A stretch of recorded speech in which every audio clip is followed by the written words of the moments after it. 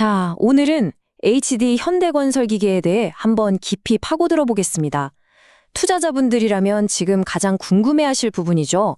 시장이 한번 크게 요동쳤는데 과연 2020년 현재 이 회사는 어떤 길을 가고 있는지 그 전략을 샅샅이 뜯어보겠습니다. 여러분, 2023년에 전 세계적으로 재고가 넘쳐났던 거 기억하시죠? 그야말로 위기였는데 HD 현대건설기계는 이 파도를 어떻게 넘어섰을까요? 그리고 더 중요한 건 이제부터 뭘 준비하고 있느냐 하는 거겠죠? 바로 그 이야기를 지금부터 시작하겠습니다. 자, 첫 번째 파트입니다. 글로벌 시장의 재고가 어떻게 정상화되었는지 한번 보죠. 공급망 혼란에서 보수적인 전략으로 선회하기까지 그 배경부터 알아야 지금 상황이 제대로 보이거든요. 이걸 채찍 효과라고 부르는데요. 정말 말 그대로 시장이 채찍처럼 요동친 겁니다. 2022년에는 팬데믹 때문에 물건이 없어서 난리였잖아요. 그래서 다들 너도 나도 주문을 막 넣었죠.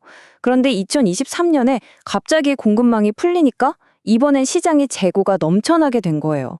딜러들 창고는 미어터지고 결국 회사는 2024년, 2025년 내내 이 재고를 털어내고 좀 더 안정적이고 보수적인 운영 방식으로 바꾸는데 힘을 쏟아야만 했습니다. 그럼 이제 선진 시장으로 눈을 돌려볼까요? 재고 문제가 어느 정도 정리됐는데 재밌는 건 유럽과 북미의 상황이 좀 다르다는 겁니다. 말 그대로 두 대륙의 다른 이야기가 펼쳐지고 있죠. 자, 이 표를 보시면 한눈에 들어오죠. 유럽은 재고도 안정적이고 무엇보다 금리를 먼저 내리면서 시장이 좀 살아나고 있어요. 분위기가 꽤 긍정적이죠. 그런데 북미는 좀 다릅니다. 재고는 정상화됐지만 관세 문제가 발목을 잡고 있어요. 판가 압력이 커지고 있다는 뜻이죠. 그래서 금리 인하도 좀 더 지켜보자는 분위기고요. 전체적으로 보면 2026년 북미 시장은 상반기엔 좀 주춤하다가 하반기에 나아지는 이른바 상저하고 흐름을 보일 것으로 예상됩니다.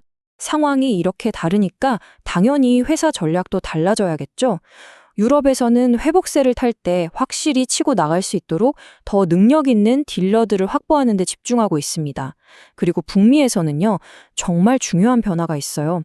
그동안 약점으로 꼽혔던 미니 장비 시장에 2024년부터 풀 라인업을 갖추고 본격적으로 뛰어들었습니다. 이건 정말 큰 의미가 있는 행보입니다.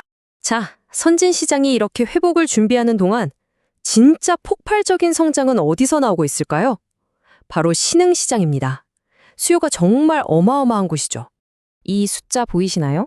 100%를 넘었습니다. 이게 뭐냐면 인도 법인 공장의 가동률이에요. 그러니까 공장이 낼 수 있는 최대 생산량을 넘어서서 지금 기계를 돌리고 있다는 얘기입니다. 수요가 얼마나 폭발적인지 감이 오시죠? 이러니 당연히 공장을 더 짓기로 결정할 수밖에 없었던 겁니다. 신흥시장의 성장 동력을 좀 더 쪼개서 보면요. 단연 인도가 45%로 압도적입니다. 지금 신규 공장도 짓고 있죠. 그 뒤를 잇는 게 바로 광산 수요예요. 원자재 가격이 오르면서 꾸준히 수요가 발생하고 있습니다. 반면에 중국은 회복이 더디다 보니 큰 기대는 하지 않고 보수적으로 접근하는 모습입니다.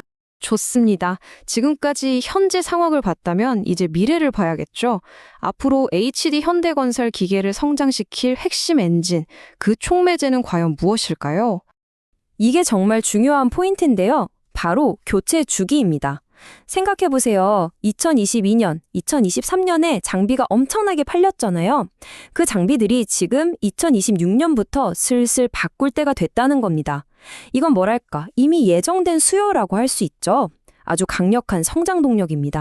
그래서 미래 성장의 축을 정리해보면 딱 세 가지로 요약됩니다. 첫째, 방금 말씀드린 교체 주기 도래. 둘째, 북미 시장을 공략할 미니 장비 라인업 강화.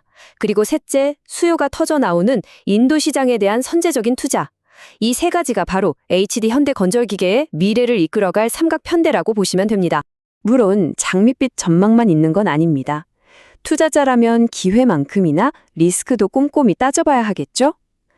2026년 현재 우리가 주목해야 할 주요 이슈들을 짚어보겠습니다. 단계적으로 이익률에 영향을 줄 수 있는 요인이 두 가지 있습니다. 첫 번째는 엔진 관세 문제예요.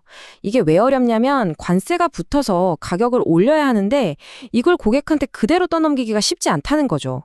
결국 영업이익률에 부담이 될 수 있습니다. 두 번째는 군산 신공장입니다. 공장은 이제 막 짓고 있는데 감가상각비 같은 비용은 매출이 나기 전부터 장부에 반영되거든요.